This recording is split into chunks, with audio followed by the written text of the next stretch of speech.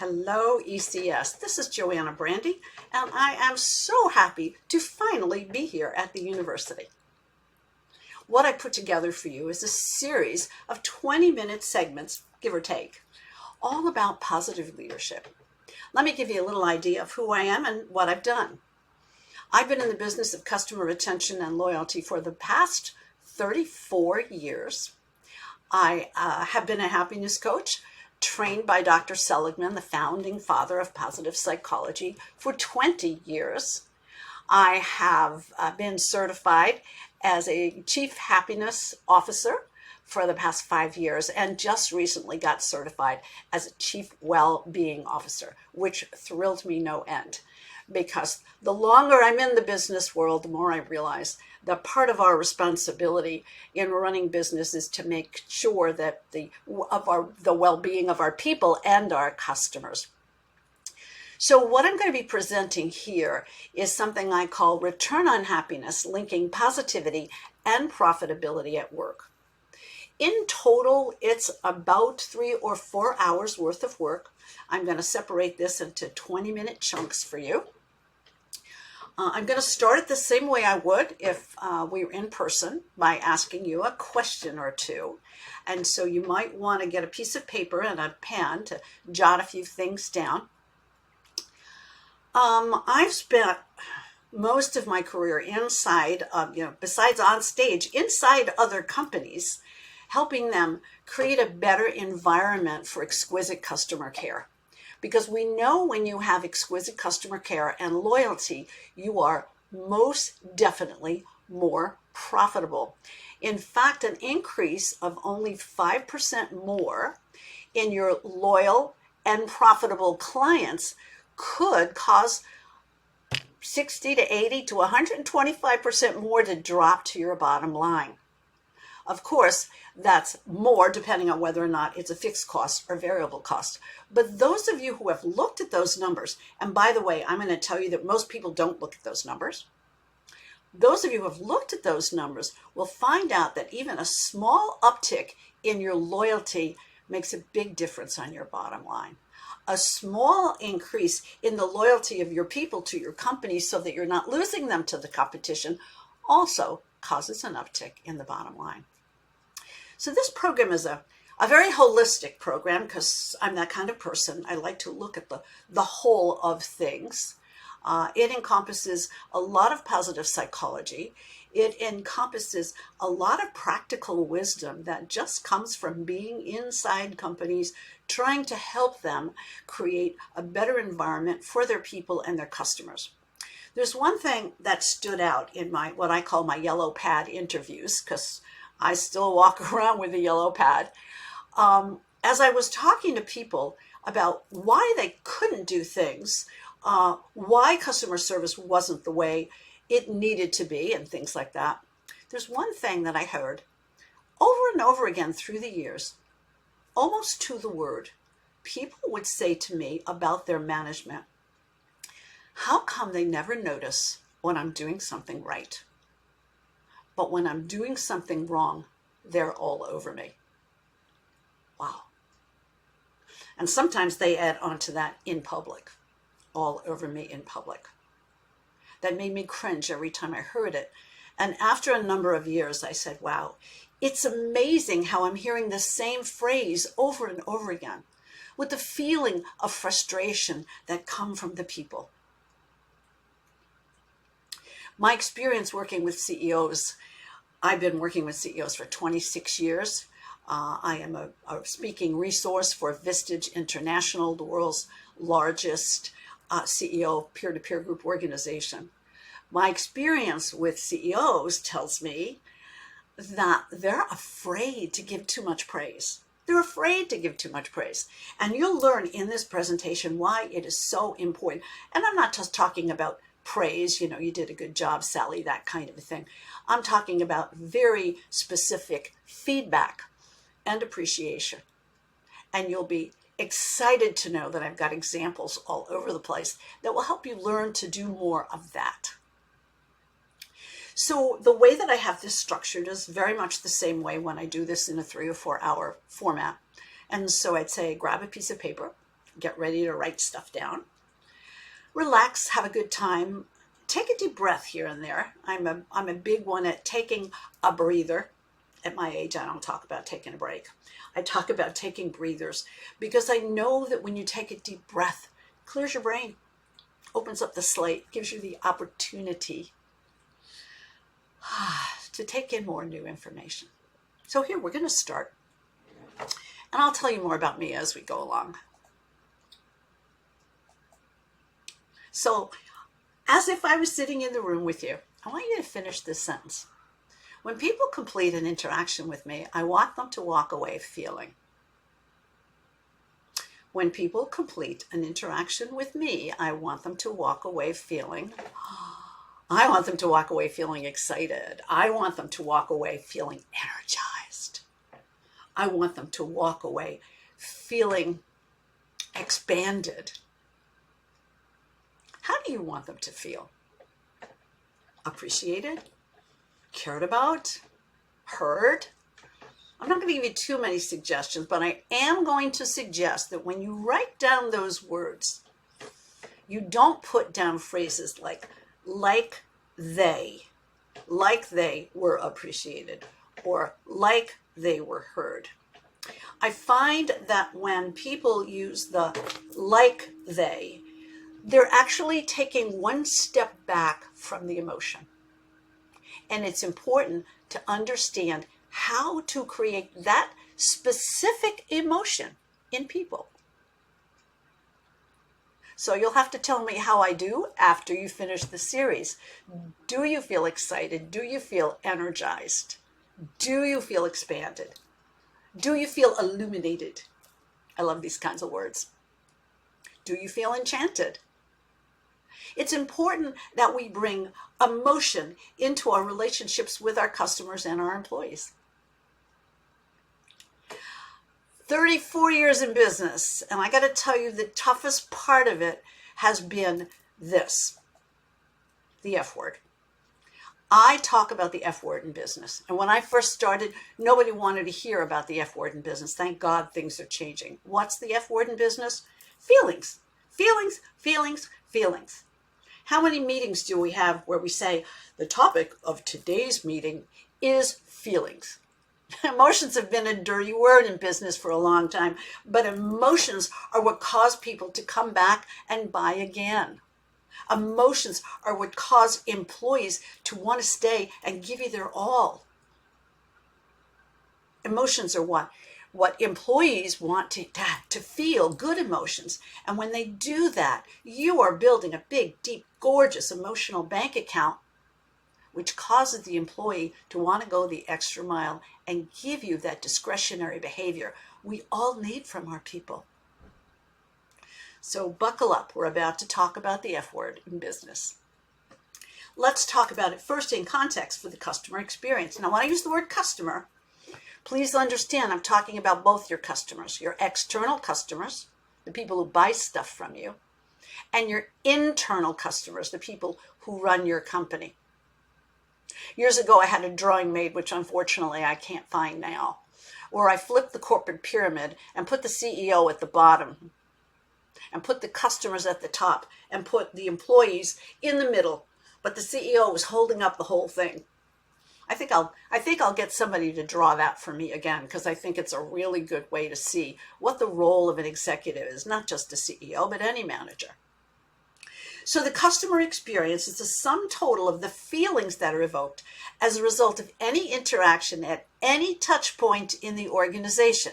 Think about that for a moment. How many touch points do you have in the organization? And we know when customers are happy, they buy more and bring friends, and that brings you more money, and you understand that.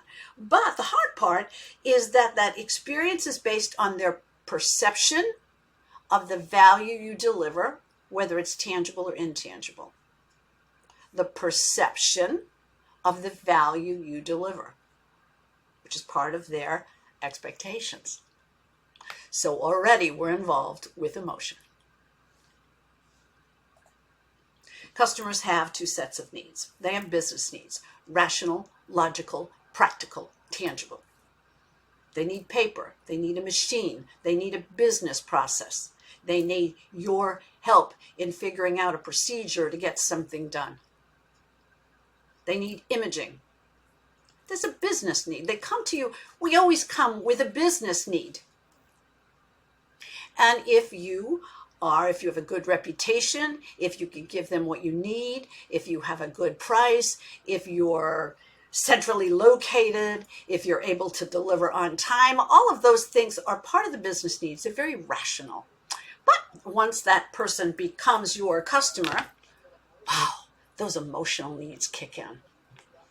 The need to feel what? What's running around in your head right now? The need to feel important. The need to feel appreciated. The need to feel heard. Think about it. What do your customers need? Remember, internal and external. Your internal customers might need to be challenged without you pushing them off the ledge. Your customers want to feel. I'm asking you to write down some of these things. I maintain lists of them because every time I do this in person, I create a flip chart page. And every time I create a flip chart page, I take a picture of it. Your customers need to feel. Make sure you have a pretty complete list there. And when you leave this presentation, go ask a few people, how do our customers need to feel? Do they need to feel content? Do they need to feel special? I think that's the one that most people don't get. And a lot of people don't get that customers need to feel appreciated. The great American psychologist William James said, there's one big human need, and that's the need to feel appreciated. So are you appreciating your people enough? Are you appreciating your customers enough? Remember, there are two sets of needs. It's those personal and emotional needs that are going to determine whether or not they stay with you. So let me give you a little bit of background, since many of you are business owners. I was the director of direct marketing at a publishing company in New York. Basically, I rented mailing lists to people who wanted to do mailings. I was in the OEM world, so I had to learn a lot about capacitors and things like that. I didn't know the OEM world before I got there, so I had my own language that I developed, and a potential client would call and I would say, is that a gazinta? And it would always make them laugh. And they said, what's a gazinta? I said, a thing that gazinta, a thing. And we laughed together because back in those days, direct marketing really wasn't being used very much in the OEM field. I think the OEM field felt above it. And back in those days, direct marketing was considered mail order and had a bad name. So my job was not only to get them to rent my mailing list, but to dispel the negative image that selling through the mail had. I created one of the first direct marketing guides to help my people understand more about it. Got a really funny story about that. When I meet you at the conference next year, ask me about that funny story. I nearly got arrested when I did that. So yeah, long story. But I started thinking early on, what am I here to do? My former boss used to call me up about every 4 weeks and say, what do you do? And it took him 2 years before he said, now you know what you do. Because in the beginning, I was scrambling to understand what I did well. I was trying to create an integrated marketing experience for my clients. So they were doing some direct marketing, they were doing some direct selling, they were doing some space advertising. It took me a long time to really got clear about what I did, because I called some of my former customers and I had the wisdom, I guess, to say, what do I do well? And what they told me that what I did well in my industry was to take good care of my customers. And that if I could teach people that, rather than trying to integrate their marketing, I would be successful. And after I heard that for the 5th or 6th time, I started feeling that there was some truth in that. So I started thinking about what it would be like to teach people about customer care. And one day I was sitting very quietly. I don't know if I was meditating or just sitting still. And I got this image. And the image was that of a tripod, 3 legs. And on top of the tripod sits your business. Now, what happens when the three legs of the tripod are not balanced? Business is not balanced, right? So as I thought about this, I began to realize that each leg of the tripod represented a different set of relationships. So we have external relationships. That's with our customers and our suppliers and our community and our industry, and in your case, with ECS. Then we have internal relationships, and those are the relationships we have inside the company, employee to employee, boss to employee, etc. Then we have this other relationship that's really important to keeping that business balanced, and that's the inner relationship. And the inner relationship is the one that determines whether or not your employees get up in the morning and say, yes, I get to go to work today. Or, oh shit, I have to go to work. See the difference? See the difference in the energy? See the difference in the participation? When your employees get up in the morning with the intention to create value, your business booms. How do I create value today? Is the question you want them asking. That's a question you can ask yourself every single day. How am I going to create value today? How am I going to create value for my people? How am I going to create value for my customers? How am I going to create value for my industry today? It's that inner relationship that drives all those other relationships. I call this the working relationship tripod. And what it forms is an ecosystem. And what that ecosystem is your culture. I do a lot of work at the cultural level of an organization because that's what feeds this. Now we know, because studies are being done all the time now, it's wonderful, that happy people produce more. And 9 out of 10 people report being more productive just being in the presence of positive people. A meta-analysis that was done of 225 studies found that 31% higher productivity in positive people, 37% higher sales, and now we know 3 to 10 times more creative, not just 3 times more creative, but 3 to 10 times more creative, because when someone is in the experience of positive emotion, the right hemisphere of the brain and the left hemisphere of the brain begin communicating better together, and we broaden our response. That's the work of another one of my teachers, Dr. Barbara Fredrickson from University of North Carolina, Chapel Hill. It's called the broaden and build response. So when your people are happy, when your people are engaged, when your people are having a great experience, they are going to be more productive. And in research studies, we see 300 to 400% more innovation.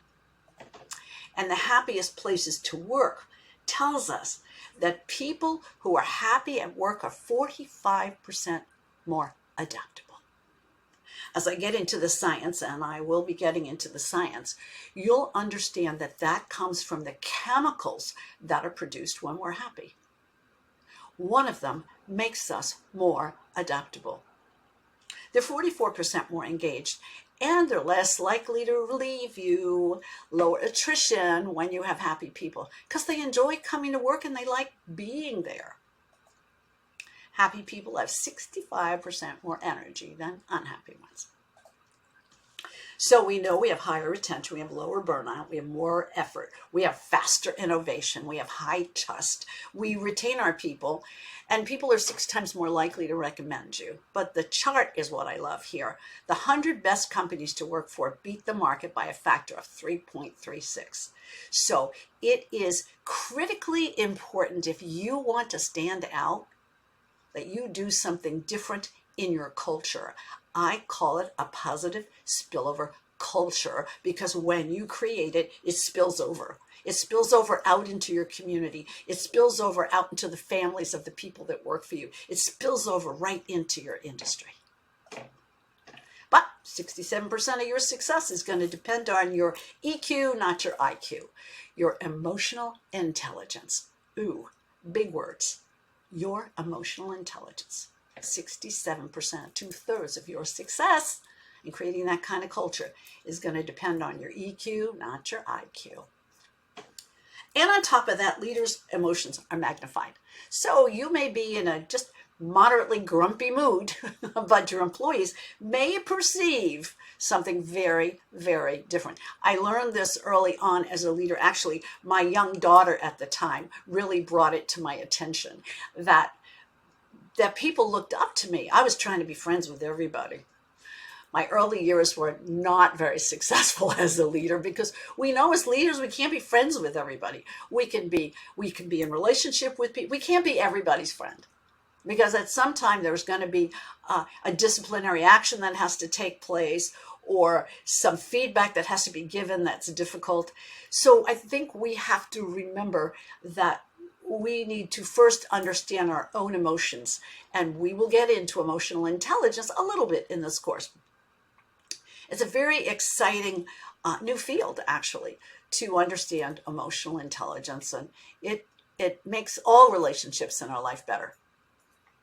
Just a short word for just a short little thing for the other side of what goes on. If you don't have emotional intelligence in your organization, it's likely that incivility or toxicity could build in. There's a lot of burnout right now. And what happens when people get incivil to one another, or when a department, maybe not a whole organization, but a department creates a toxic environment, people are going to intentionally decrease their work ethic or their effort. They're going to decrease their quality. They don't care. They don't care. They don't feel good about being there. They don't care. They spend a lot of your time and money on worrying. And of course, it damages relationships and performance declines.